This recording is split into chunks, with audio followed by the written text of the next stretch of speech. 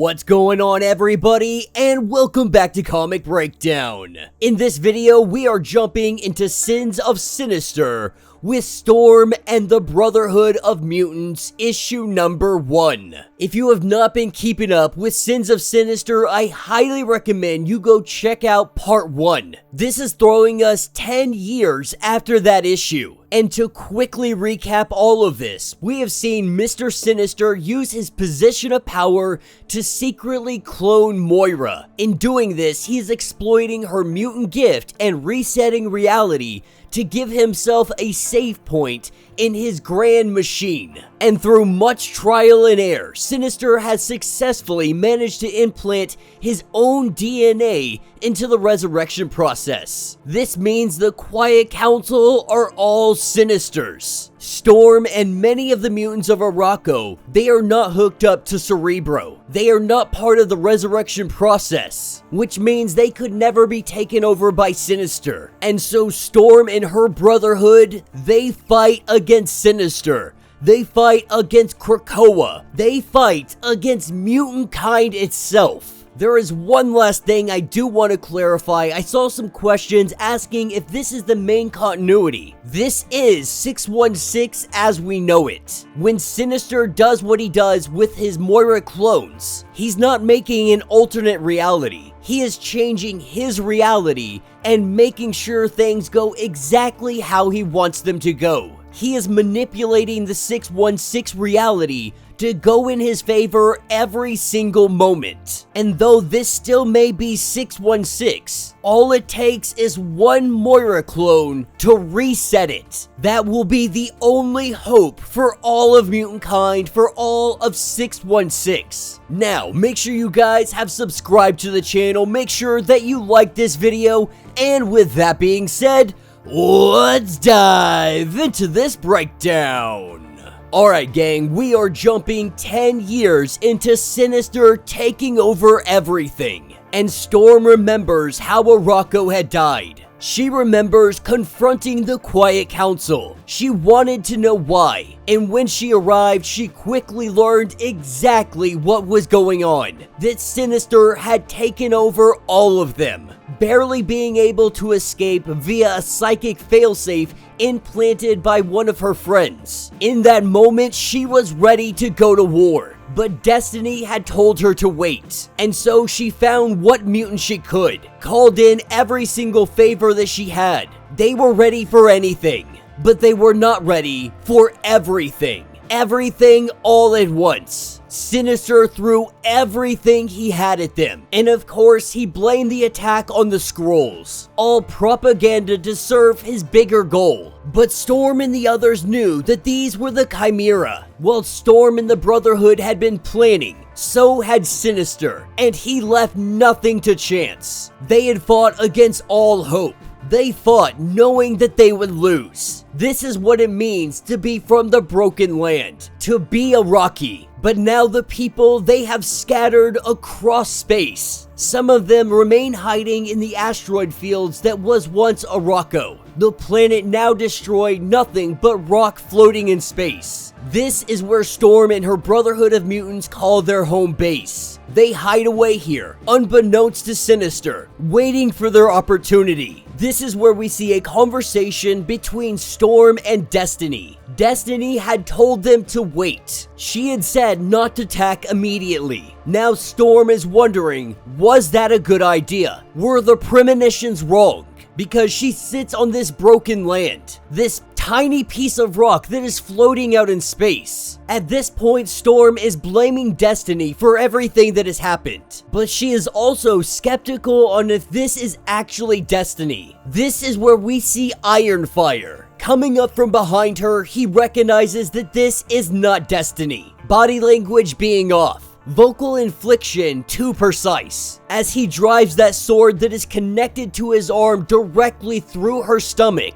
We see that this is Mystique. He had already known this when he went to attack her. That's why he wasn't too concerned about stabbing her, because she is going to heal back from it. With Storm going on to say, "Why are you here? Why have you come here?" She says it is to protect her wife. but she does come with a message. The message of what Sinister has truly been up to. Finally, the news is out there. Sinister has a secret cloning facility dedicated to a secret clone. That clone being Moira. That he activates her mutant gene and uses it as a save spot. The clone's life began 10 years ago. That is the most recent save spot. If they destroy the facility, they kill the clone. They reset time. They go back 10 years to when all of this started. And while there's no guarantee that events won't play out the same way, at least they will have a chance at saving everything. Storm only taking a moment, but then turning to John IRONFIRE and letting him know to assemble the Brotherhood.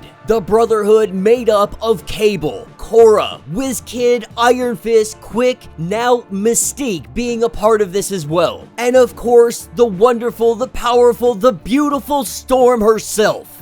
As our team body slides in to Sinister's secret island, the team not really sure if they are able to trust Mystique, but right now that is not their concern. This is when the Chimera attack, a combination of both Maggot and Marrow. Every bone in their bodies is a flesh eater. While Cora and Quick, they focus on these individuals. We have Storm. She creates a tornado. She is tearing up this island, digging herself into the ground. She takes WizKid and she takes IRONFIRE along with her. They make their way into the sublevels, and what they see is a chimera unlike anything they have ever seen. It is a living force field. This is where WizKid does his thing. Using some new technology that he just created, he starts trying to break down the impenetrable field. Meanwhile, IRONFIRE and Storm creating a conduit with their powers. IRONFIRE throwing out iron rods in all directions,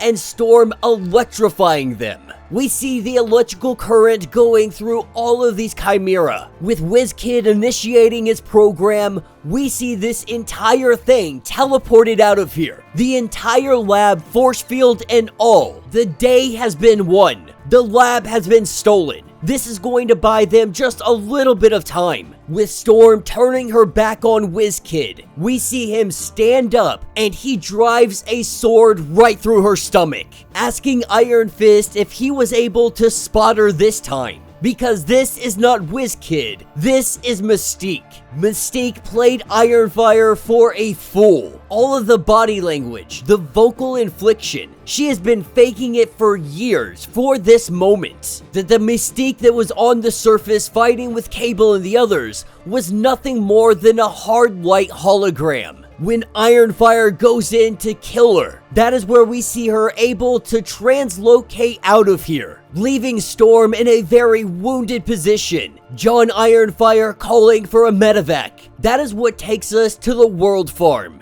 Mystique is returning and we have Destiny, who has been waiting for her. This all went according to Destiny's plan. The Brotherhood took care of Sinister's defenses, and Mystique took out the leader of the Brotherhood. With no Storm, they believe that she is no threat, that the Brotherhood is no threat. Also saying that it is relatively ironic that if they hadn't lured her into action, the timeline would have reset. And then there is another voice, letting Destiny know that this individual knows him very well. That this chaos he unleashed was his idea of a controlled experiment, but he is no longer in control. Going on to ask Destiny why she doesn't want to fix the last 10 years. Destiny letting us know that it is simple. In this world, right now, her and Mystique are alive. That is the only thing she cares about. Refusing to gamble with this idea, that is why she is not restarting the timeline. Our mystery individual going on to say that there is only one winning card, that there is an endgame. At the end of all of this, there can only be one of us who has dominion. And that is when it is revealed to us that this is Stellaris. It is the Spade Sinister, and he now has control of restarting the timeline. And that will be the end of this issue. So let me know what you guys think down in the comments. Definitely a fun issue. I wish we had gotten to see more of the battle between Storm and everybody else. But really, it was a massacre. Storm and the Brotherhood of Mutants, they just couldn't stand against the might of Sinister. Not when he had taken over everything. When you're dealing with that kind of power, it's just too late. And while she has her small pocket of resistance, it's simply not enough. The only way to win this war is to kill Moira's clone. They have to restart the timeline. It is their only option. The problem with that, Storm has no idea where they are. Mystique and Destiny hidden away at the World Farm. Hidden away with Stellaris, our other Sinister. Now in control of the Moira clones. It's gonna be very interesting to see what he decides to do with them, because he has no intention of restarting the timeline. It appears that he likes the world as it is. Maybe he wants to use this as a source of power to hang over the head of the other Sinisters, saying that he could restart this at any time he chooses. But by looking at what is coming up next, we have to assume that nobody is restarting the timeline at least for 1,000 years. This is just year 10. We still have Nightcrawlers issue number 1, and then we have Immoral X-Men issue number 1. That'll close out the 10-year span and jump us into the 100-year span. This is definitely shaping up to be one of my favorite comics so far of this year. Now, it's very early in the year to say that, but man, if this is what Marvel is bringing in February, they are gonna have some big shoes to fill as we move forward. But with Fall of X just around the corner, I have full faith that this X-Men line is just gonna be absolutely phenomenal. But let me know your thoughts, let me know your theories. If you would like to get caught up on everything going on with Sinister, with the X-Men lines, go ahead, check out the links in my description as well as the top of this video.